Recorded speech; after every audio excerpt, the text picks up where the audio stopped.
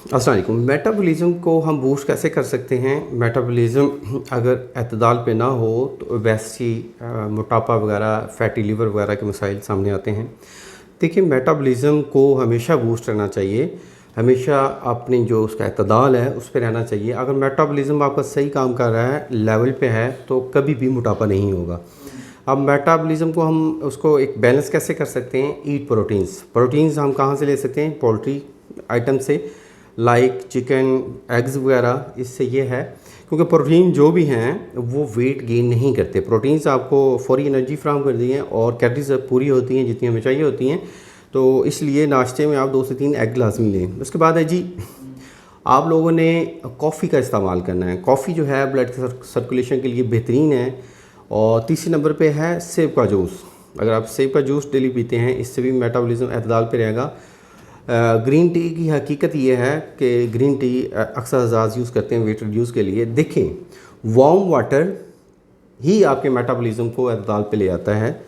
Green tea का कोई इतना कमाल नहीं है, आप जैसे भी वार्म वाटर पीना शुरू कर दें मेटाबॉलिज़्म एतदाल पे आ जाएगा। चावल वगैरह से अवॉइड करें।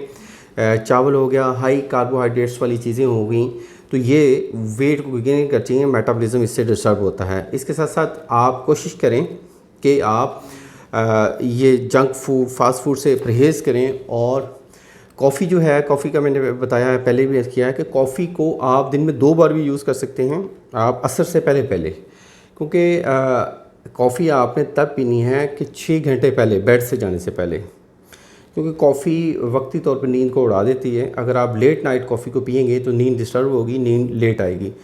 और कोशिश करें कि रेड मीट से बचें। रेड मीट जो है वो क्लाउड्स का सबब बनता है, ब्लड के गाढ़ेपन का सबब बनता है। तो वाइट मीट का इस्तेमाल करें। वाइट मीट में ज़बरदस्त है चिकन। उसके बाद आप सी फूड्स ले लें। सी फूड्स में तमाम प्राण, फ़िश वगैरह हैं, तो ऑर्गेनिक होती हैं। तो कोशिश किया करें बजाय इसके कि जो ये सर्दियों के सीज़न में स्टार्ट होती हैं, जो फार्म की फ़िश वगैरह होती है, उसको इस्तेमाल करने की बजाय सी फ़िश का इस्तेमाल करें। वो ज़्यादा ऑर्गेनिक होगी और जायके के लिहाज से भी अच्छी होगी।